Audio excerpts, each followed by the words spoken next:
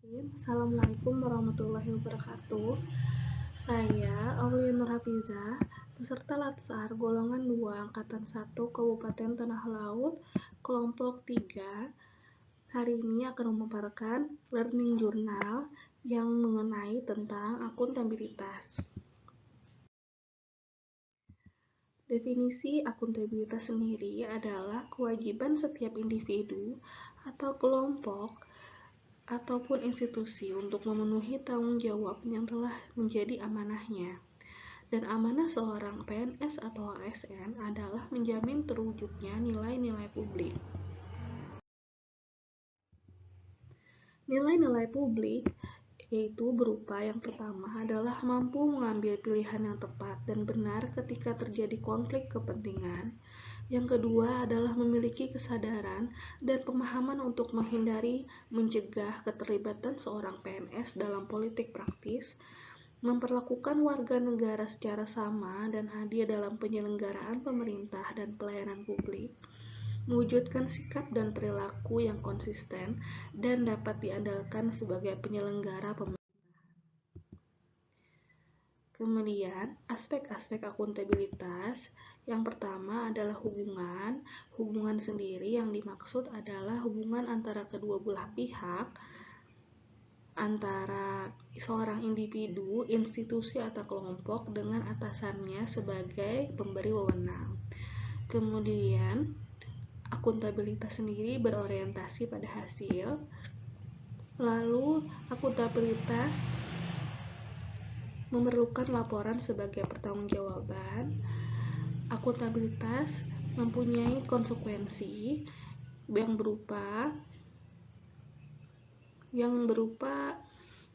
penghargaan ataupun sanksi. Kemudian, akuntabilitas sendiri adalah untuk perbaikan kinerja.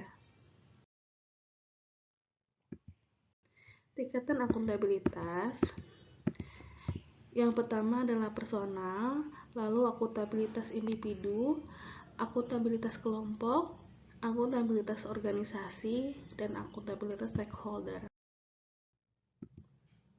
Indikator nilai akuntabilitas adalah yang pertama tanggung jawab, kemudian integritas, kemudian transparan, jujur, keadilan, kepercayaan, keseimbangan, kejelasan, dan konsisten.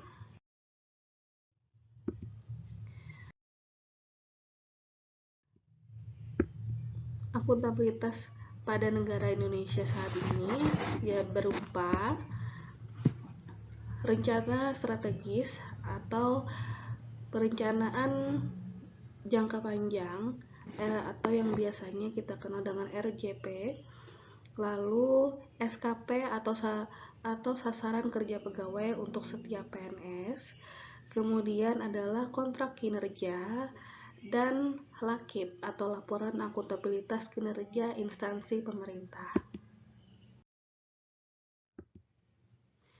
Dan 5 langkah menciptakan framework akuntabilitas di lingkungan PNS. Yang pertama adalah menentukan tujuan dan tanggung jawab yang harus dilakukan.